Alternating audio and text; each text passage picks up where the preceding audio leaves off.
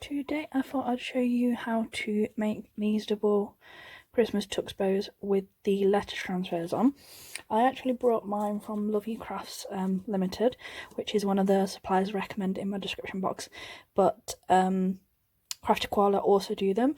Like I said, they've got different varieties. You can get names, you can get letters like these, and they always come with instructions like this. Now, whether or not you're using one of the sort of mini heat pressers, or whether or not you're using your hair straighteners, or you're using the actual iron, follow these instructions exactly how they tell you, because it's all slightly different. So this is what we have. And I also have heat transfer tape, which was recommended to me by one of the people that actually creates these. There's many places other than Lovely Crafts and Crafty Koala that sell them. So like I said, you can buy them from lots of places. Always read the instructions that they give you. So this is what we're going to be making. These cute little... And again, I'm having a 2-inch tux bow moment, because these ones are slightly bigger. These are 2-inch by about 1.5 inches wide, so that like they fit better on the 2-inch bows than the 1.5. Obviously, you can get the smaller letters. So like I said, you can have all sorts, and like I said, there's lots of other places. And my sister makes me names and things like that with her Cricut as well. So as I said, it is 2-inch ribbon, and I've got 2 pieces at 8.5 inches. 8.5. There we go, which is 21.5 centimetres.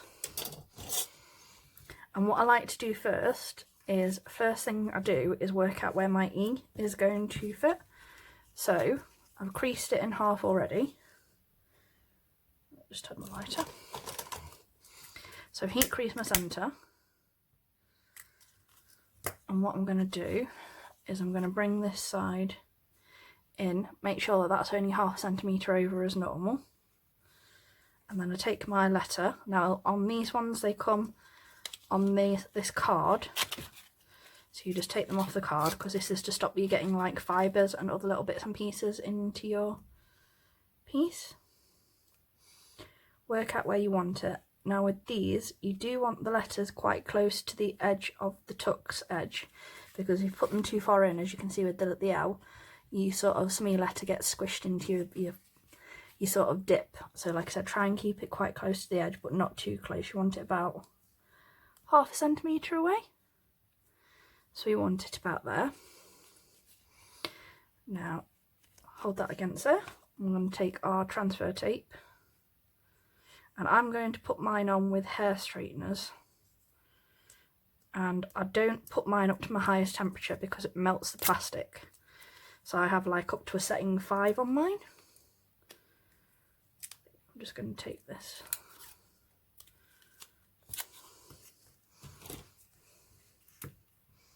Because we don't want this moving at all, because if it moves, it will start slipping, and that's not what we want.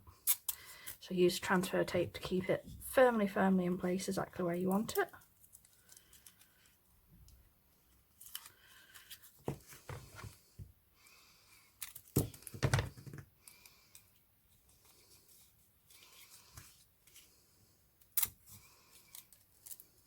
And then I like to go across as well. Now, if you're using an iron or something like that instead of your hair straighteners, it says specifically in the instructions that you need something like a baking paper, or like a baking paper or another piece of fabric over the top when you use an iron. So do remember that. Like I said, if not, you will start melting the plastic coating which protects it, and you don't want that. You don't want bits of melted plastic and ruining your piece of ribbon, or possibly your design, depending on what you're using. So that's all attached now, and what I'll do is, while I wait for mine to, like I said, you can see I've got 5 settings here. I don't go above 3, because my highest setting's like 230. I think that one's about 190-ish. So like I said, I don't tend to go higher than that. You can do them higher, but like I said, you have to work quicker. So I will do that one. As you can see, I've heat creased this one as well. And we're going to fold in 0.5 centimetre that side, 1/2 centimetre this side, and we're just going to pin. And while that was going, my straighteners have heated up perfectly. Now the reason we don't do the transfer when it's like this is because it will flatten this edge, and you don't want a flattened edge. It looks silly, like I said, to have one random loop really flat. So like I said, we do it this way. And you want to make sure your plate's directly over the transfer, and you just hold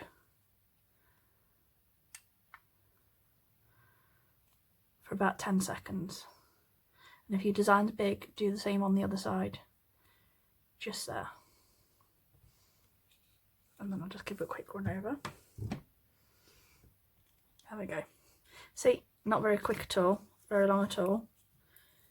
And then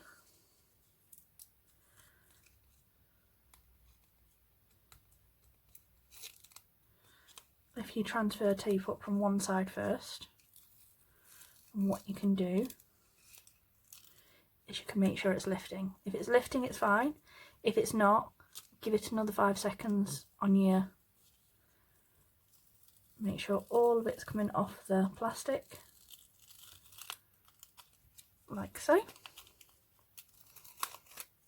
Take that all off. As you can see, there's no like marks or creases on the ribbon.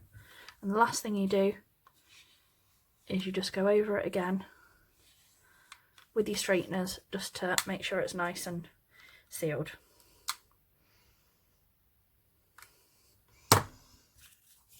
There you go. It's the same as if you're doing standard loop. So say you were using it on a 1/2 centimetre over,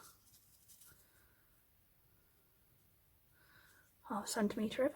If you're doing it on faux leathers and things like that, I'd still do it on the unglued loop rather than the glued loop. So like I said, you don't flatten anything. So there's the pretty stag. It's like, I think it's called Golden Antlers or something like that. I'll put the direct link below. And then we're going to go from above, right on our crease there. Make sure you're going through both sides. And on double tuxes on a 2-inch, I do 4 stitches. Just makes the bow balance better. So 1, 2, 3, 4. And on the back, you'll have 2.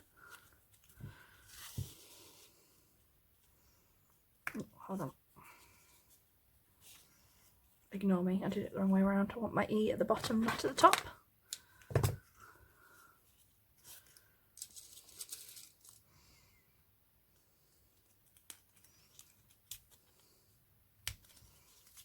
Oh, just redo that. That's what I get for not paying attention.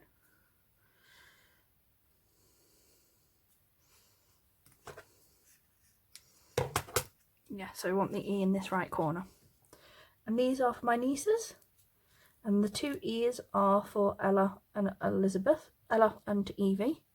And the L is for Lizzie or Elizabeth. I could have got 3 E's, but Lizzie only knows how to spell a name as Lizzie and not Elizabeth, so she doesn't associate E's with a name. So 1, 2, 3, 4, 1, 2, and then we're going to repeat this one from above. 1, 2, take your pin out, 3,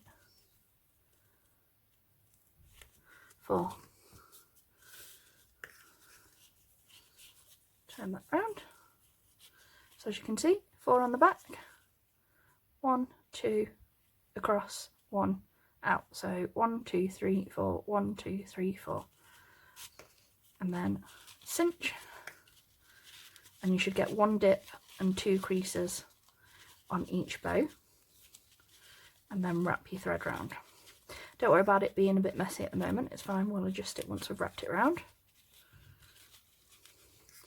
So wrap your centre and stitch off in the back however you personally prefer.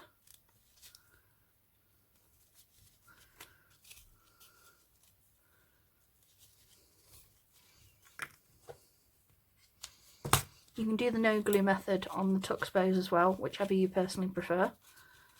As you can see, just adjust it so it's how you want them. And then the girls are all having bobbles for, it's going to be for their Christmas event day. So I've got a bobble for them and this black 9mm for the centre. And I always have the seamless bobbles, so I always put the, attach the bow where the seam is, just to give it an extra bit of support. So we want a little bit of glue on the back, not too much. Put the bobble on the seam there. The sealed side of your 9mm over that, and I use the glue around the bobble to hold that in place.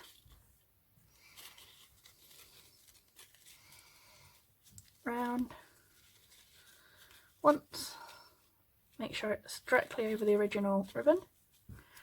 Round again.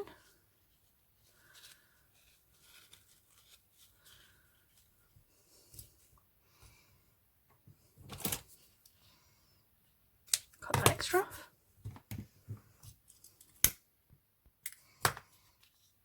And again, it's this time of year, so if you do have a buckle or anything like that, then now would be the time to put it on and make it like extra sparkly for Christmas time.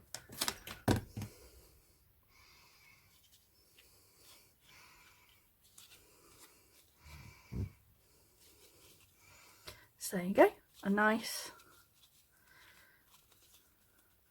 customised letter, and like I said, you can buy them from suppliers, you can make them yourself on your Cricut. I'm not the greatest at learning that, and if you want to go a bit more OTT, you could make a little Christmas hat for this side. I'm going to show you that in a different tutorial though. But like I said, Evie, Lizzie, Ella.